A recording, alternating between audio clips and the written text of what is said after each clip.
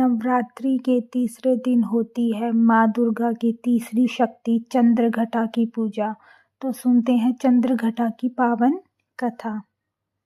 माँ दुर्गा की तीसरी शक्ति है चंद्रघटा। नवरात्रि में तीसरे दिन इसी देवी की पूजा आराधना की जाती है।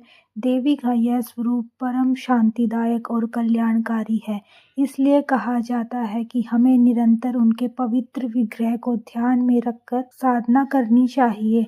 उनका ध्यान हमारे अलौकिक और प्रलौकिक दोनों के लिए कल्याणकारी और सद्गति देने वाला है। इस देवी के मस्तक पर घंटे के आकार का आधा चंद्र है, इसलिए इस देवी को चंद्रघटा कहा जाता है।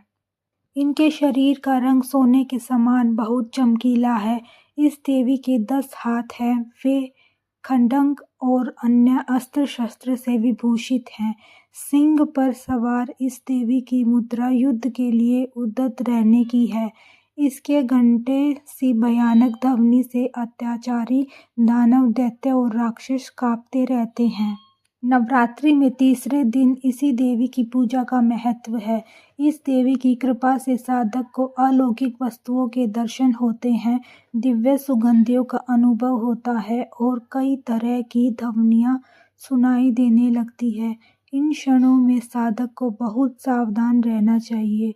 इस देवी की आराधना से साधक में वीरता और निर्भयता के साथ ही सौम्यता और विनम्रता का विकास होता है।